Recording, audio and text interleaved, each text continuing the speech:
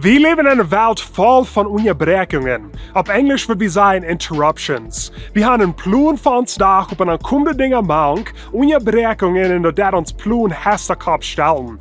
Jeder sind vielleicht kleine Unterbrechungen, das sind sein Phone, sein WhatsApp, Facebook, Instagram. Dinge, die Zeit wegnehmen von den Dingen, die wir für geplant haben. Oder vielleicht ist es eine Unterbrechung, wenn ein Camp wir haben vor, die dann schaffen, niemand für die Stelle haben, niemand lernen, geduldig sein, aber wir müssen auch today in der kleinen Zeit müssen wir eins für sein. Und so, das sind Unterbrechungen in uns Leben. Jeder mal kleine Unterbrechungen, aber haben wir mal in uns Leben passieren große Unterbrechungen. Vielleicht eins, wenn wir leben, dann die waren krank, die kriegen vielleicht Kräfte, sterben, und wir haben nicht viel geplant. Wir kriegen Pferdeweg zu der Zukunft, zu den Dingen, die wir mit dieser Person tun, und nie hast du eine Unterbrechung, wo du auf ganz Hasserkopf geschoben. Oder vielleicht hast du dein Habengeld verliert, du bist bankrott gegangen. Das sind Dinge, wo wir nicht viel geplant haben, wo uns Leben Hasserkopf stellen tun.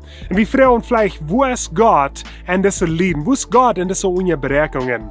Hier in Römer Kapitel 4, Vers 3 sagt das denn. Wir sind hier auch froh, wenn wir lieden machen. Wir wollen durch durch Lieden lernen, geduldig standhaft zu sein. Standhaft sein bietet uns Charakter ab und es wirkt in uns Hoffnung.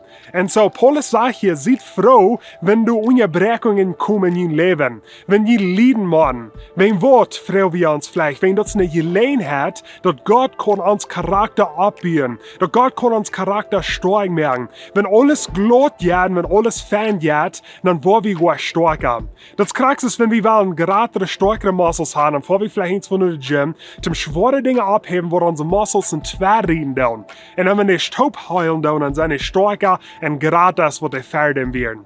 Krax ist das eine Gelegenheit, wenn wir Unterbrechungen haben in uns Leben, das ist eine Gelegenheit, um unsere jässlichen Muscles abbieten. All die Frucht von den Heiligen Jas, Geduld, Liebe, Friede, das ist eine Gelegenheit, um diese Frucht abbieten, dass die stärker werden.